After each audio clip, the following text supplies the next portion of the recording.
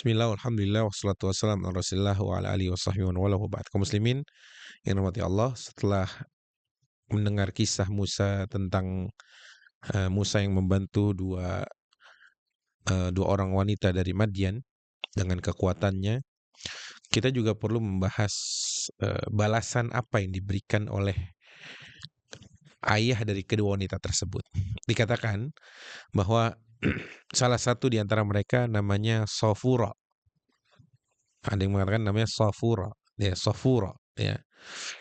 Di antara mereka yang ada yang mengatakan ya abatis ta'jirhu, wahai ayahanda, gimana kalau kita jadikan orang ini orang yang kerja sama kita, karena kita lagi butuh orang. Kita hire Musa gitu kira-kira ya, untuk kita berikan upah. Dan sebaik-baik orang yang kita berikan upah adalah orang yang dengan dua spek, ya, al-qawiyyu al-aminu, yang kuat lagi amanah.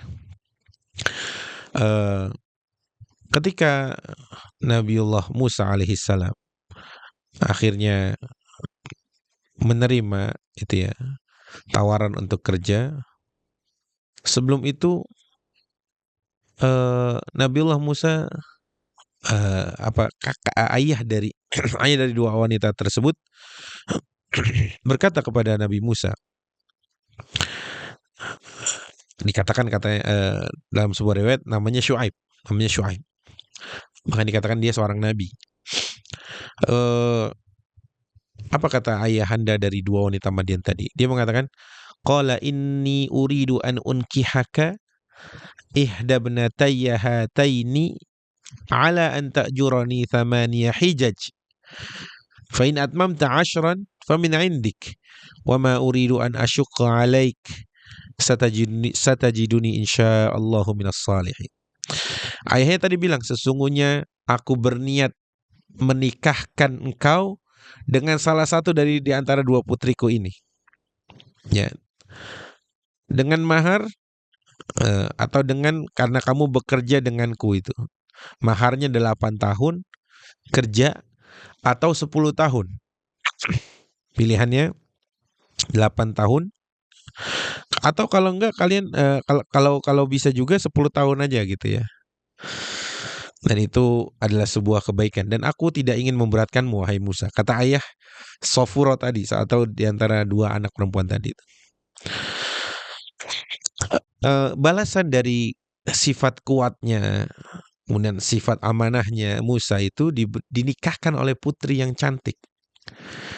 Ya, yang memang kalau kita telusuri teman-teman, kisah tentang Nabi Musa, kisah romantisnya itu kayaknya memang sulit kita dapati.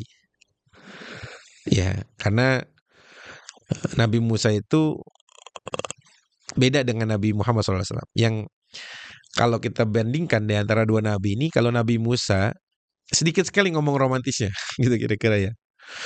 Tapi dia love language-nya kalau orang sekarang bilang tuh dengan perbuatan gitu. Dia mungkin gak banyak berkata-kata, tapi dia berusaha ini bekerja, dan itu mungkin sebagian kita seperti itu, para suami ya, masya Allah. Ada yang mungkin sulit untuk bicara aku sayang kamu atau I love you, tapi kerjanya dia, sungguh-sungguhnya dia cari nafkah, kemudian pedulinya dia dengan kesehatan anak-anak atau orang rumah, semuanya beres-beres, itu mungkin love language-nya dia kepada keluarganya. Dan itu tidak salah. Itu kayak Nabi Musa banget kayak gitu kira-kira. Adapun Rasul kita Muhammad SAW tuh orang yang masya Allah perbuatannya, perkataannya itu juga romantis kepada para istri-istrinya. Nabiullah Muhammad SAW pun begitu. Makanya mungkin di antara kita ada seperti Musa sebagai suami yang mungkin tidak pandai merangkai kata, tapi dalam kesungguhannya itu adalah bukti cintanya. Tapi sebagian kita ada yang seperti Rasulullah Muhammad SAW yang pandai merangkai kata, menenangkan dengan perkataan juga dengan perbuatannya. Yang intinya Nabi Musa mendapatkan tawaran untuk dinikahi dengan putri atau salah satu putri yang dia tolong tadi. Yang Nabi Musa itu bukan orang yang dalam tanda kutip ganjen, orang kita nyebutnya ganjen, cari muka, cari perhatian, enggak. Karena kenapa? Di antara bentuk amanah Nabi Musa itu, setelah selesai memberikan minum, thumma tawalla ila dhilli, Nabi Musa langsung eh, berpaling menuju tempat berteduh. Artinya dia nggak ada urusan. Udah, saya cuma bantu. Nggak, saya nggak mengharapkan imbalan apa-apa dari orang yang saya bantu tadi, karena saya tahu dia lagi kesusahan juga gitu kan. Singkatnya, Nabi Musa malah ditawari untuk menikah dengan salah satu di antara putri Madian tadi yang bernama Safura salah satunya. Dengan mahar, Nabi Musa kerja 8 tahun atau 10 tahun. Ya, 8 tahun atau 10 tahun. Yang ini ya biasa, mungkin karena Nabi Musa nggak punya apa-apa. Buktinya tadi Nabi Musa berteduh dan doa kepada Allah, ya Allah, Allah Rabbi inni lima anzalta ilayya min khairin fakir. Nabi Musa fakir, nggak ada apa-apa. Sehingga ya mungkin di pikirannya, gimana saya menikahi dengan mahar apa akhir. Dan ayahnya tadi menawarkan, ala anta jurani thamaniya hijaj fa in atmamta ashran fa min indik. Gitu ya. Ditawari untuk bekerja selama 8 atau 10 tahun. Kemudian teman-teman, Nabi Musa akhirnya menikah dengan wanita Madian tadi, ya. Tapi apa yang membedakan Nabi Musa tadi? Dia orangnya nggak romantis, dalam arti kata dia nggak jago. Beliau tidak jago merangkai kata, karena dari kecil Nabi Musa itu mahmumun bihammin kabir. Dia ada kegelisahan tentang umatnya gitu. Jadi mungkin kecintaannya untuk yang mengatakan mungkin kayak roman picisan atau hal-hal yang kayak gitu dia agak kurang gitu. Dan itu tidak apa-apa. Toh akhirnya Nabi Musa pun menikahi wanita Madian tadi. Kemudian di ayat selanjutnya eh, Allah Azza wa Jalla berfirman dan menceritakan bahwa Nabi Musa akhirnya menikah, dan Nabi Musa setelah menyelesaikan waktu yang ditentukan oleh Nabi Musa sebagai maharnya, akhirnya Nabi Musa pergi bersama keluarganya.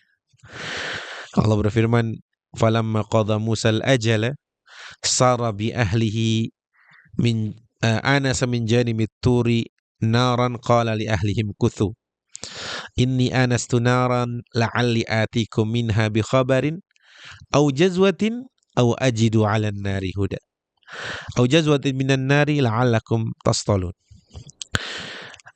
Allah berfirman, falamma qadha Musa al-ajala wasara bi ahlihi anasa min janibit turi naran qala li ahlihim kuthu inni anastu naran. Nanti Anda akan ceritakan bahwa tadi Nabi Musa memang nggak banyak berkata-kata, tapi dengan perbuatannya. Qala li ahlihim kuthu inni anastu nara la'alli atikum minha bi khabarin aw jazwatin minan nar la'allakum tastalun. Ketika Musa sudah menyelesaikan maharnya, akhirnya dia keluar bersama keluarganya. Dia berangkat bersama keluarganya min janibit tur, melalui lereng gunung gitu ya. Kemudian dia berkata kepada keluarganya, tunggu di sini. Sesungguhnya aku melihat api dari kejauhan.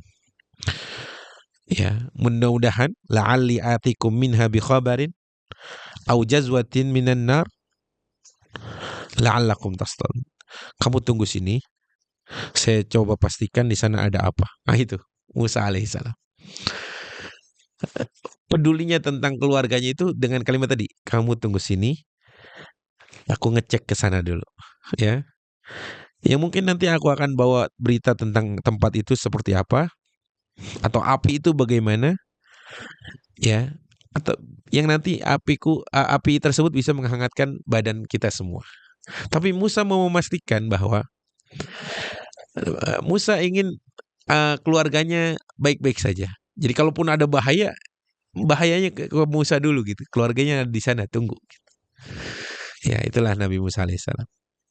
Makanya dari Musa kita belajar, mungkin ada sosok dari kita yang mencintai keluarganya tapi tidak banyak omong, tapi cintanya dibuktikan dengan kesungguhannya. Meskipun sesekali bolehlah ungkapkan kalimat-kalimat cinta itu. Ya, dari Musa juga kita belajar tentang